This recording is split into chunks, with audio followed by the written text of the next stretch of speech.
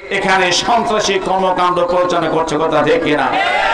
মোহতারাম হাজিরিন, পৃথিবীর সবগুলো কান্ট্রি আর রাষ্ট্র মিলে একটি সংঘ গঠিত হয়েছে, জাতিসংঘ।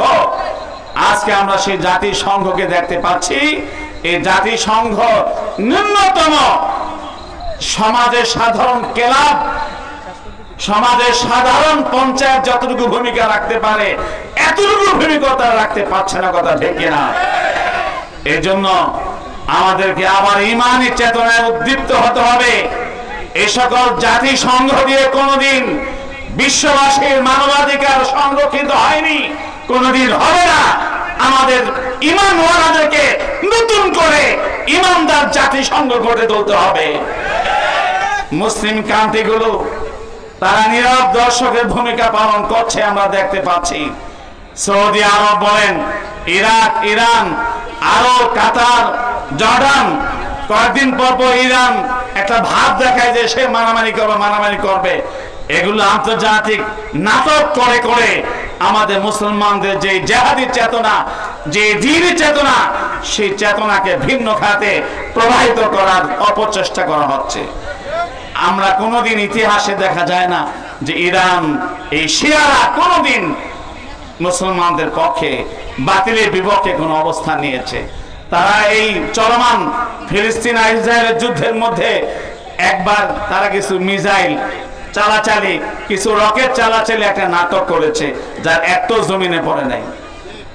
এই যে আন্তর্জাতিক রাজনীতি সম্পর্কে আমাদেরকে সজাগ থাকতে হবে।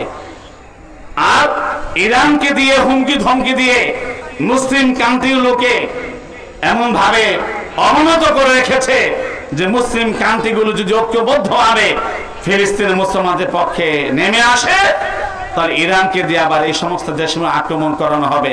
নানান ধূম্রজাল সৃষ্টি করে মুসলমানদেরকে অবনত করার, পরাজিত করার বিশ্ব চেষ্টা, অপচেষ্টা, ষড়যন্ত্র চলছে। এই পর্যায়ে আমি আপনাদেরকে যে আহ্বান জানাতে চাই, যারা যারা ফিলিস্তিনকে মুক্ত স্বাধীন দেখতে চান, যারা যারা ফিলিস্তিনের নারী শিশুদের জীবন্ত দেখতে চান, যারা ফিলিস্তিনের মুসলমানদের স্বাধীনতা, সার্বভৌমত্ব দেখতে চান, যারা মসজিদ আকসাকে মুক্ত স্বাধীন দেখতে চান, তাদের জন্য প্রথম কাজ হলো আমাদেরকে ইমানে সজাগ, সচেতন, ইমানে আমাদের উদ্দীপ্ত, উজ্জীবিত হতে হবে। আজকে আমরা দুর্বল ইমানের বাহক হয়ে গেছে, দুর্বল ইমানের বাহক। এত পরিমাণ দুর্বল আমাদের ইমান, মনে কষ্ট আমরা নিব না। নিজেদের সংশোধনের জন্য আমরা বলছি, নিজেদের পরিশুদ্ধির জন্য বলছি। দোকানে বসে আছি, 10 গজ কাছে হলো মসজিদ, মসজিদে আজান হয়, নামাজ হয়, আমার ইমান এতই কমজোর, আমাকে আমার দোকানে গদি থেকে উঠিয়ে 10 কদম হাঁটিয়ে মসজিদে ইমান নিতে পারে না।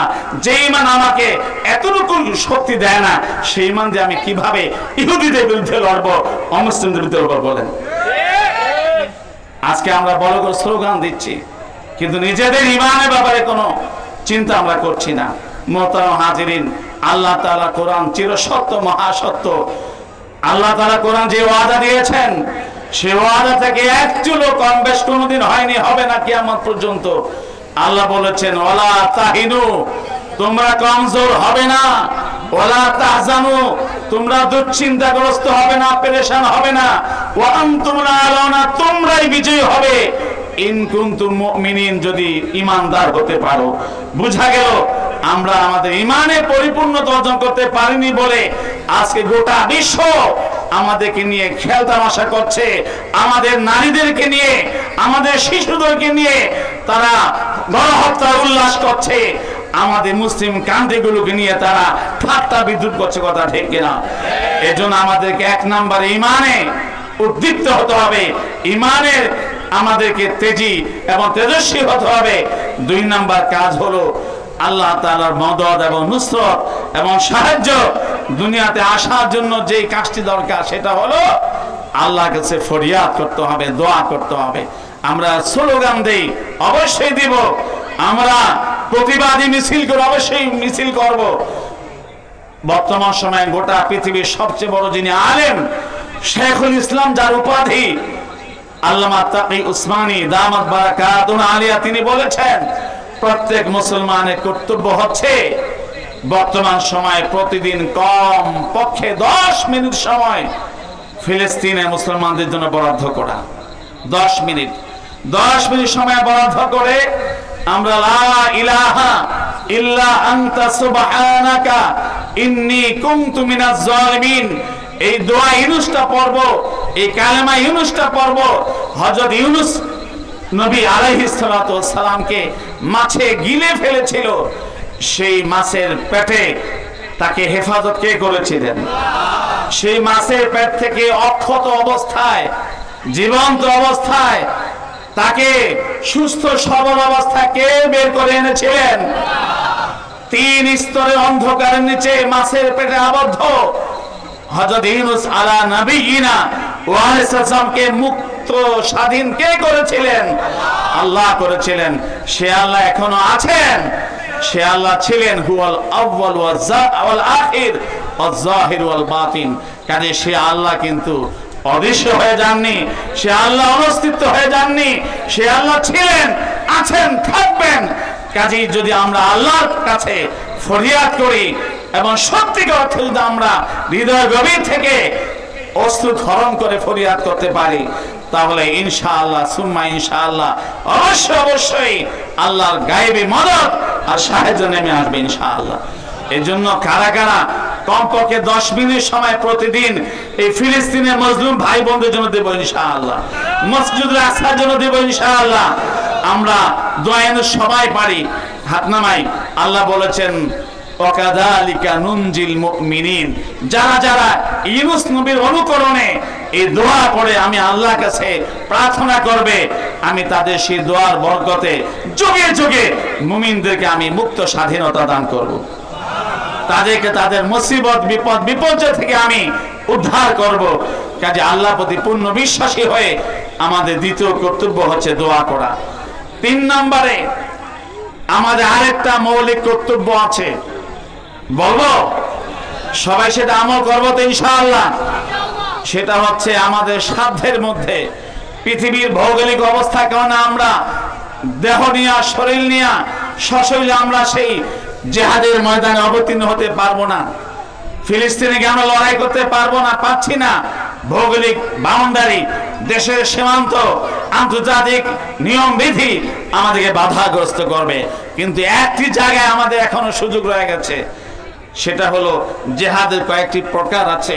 একটা হচ্ছে জিহাদ বিল সাইফ, অস্ত্র শস্ত্রের মাধ্যমে জিহাদ করা, জিহাদ বিল কলম, কলমের মাধ্যমে জিহাদ করা, জিহাদ বিল লিসান, জবান দিয়ে প্রতিবাদ করে জিহাদ করা, জিহাদ বিল মাল, অর্থনৈতিক ভাবে পলিসি গ্রহণ করে জিহাদ করা।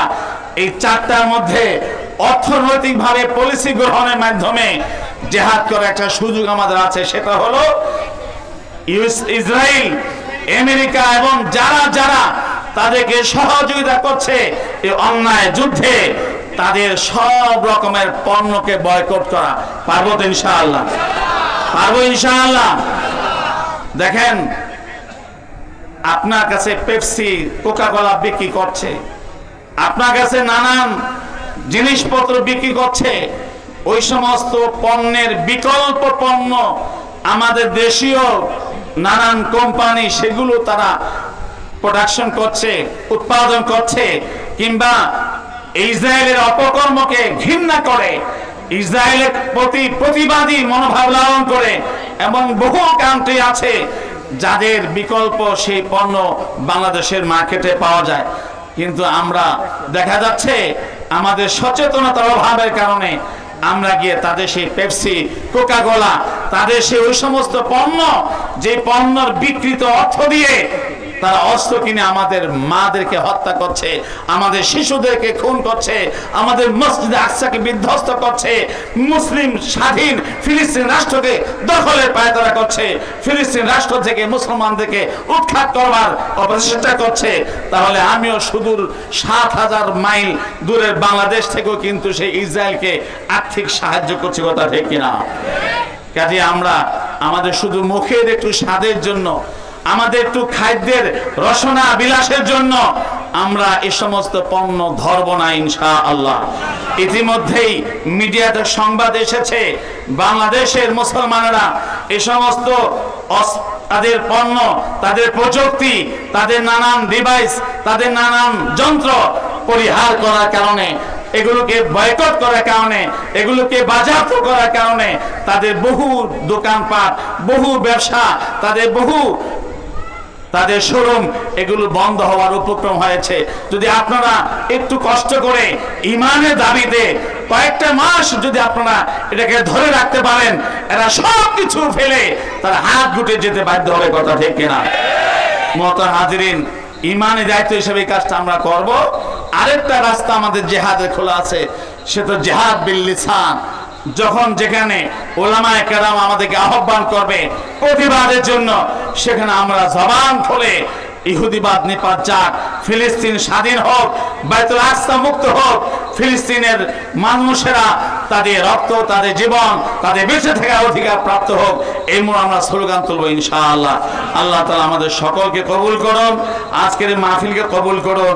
যে সমস্ত ছেলেরা হাফেজ কোরআন হয়েছে তারা সকলেই ভবিষ্যৎ জীবনে হক্কানি রাব্বানি আলেম হয়ে অন্যায় বিরুদ্ধে প্রতিবাদী হবে, অন্যায় প্রতিরোধে সমাজে তারা ভূমিকা রাখবে এবং আমাদের সমাজে কোরআন সুন্নাহ দ্বীন প্রচার প্রসারে তারা ভূমিকা রাখবে, এই আশাবাদ ব্যক্ত করে আজকের মাহফিলের সফলতা কামিয়াবি কামনা করে এবং হযরত মাওলানা গুলজারি সাহেব আমাদের জন্য যে ত্যাগ স্বীকার করেছেন তার দীর্ঘ হায়াতে তৈবা তবিলা দোয়া করে আমার সংক্ষিপ্ত আলোচনা এখানে শেষ করছি। ওয়া আখিরু দাওয়ানা আনিল হামদুলিল্লাহি রাব্বিল আলামিন।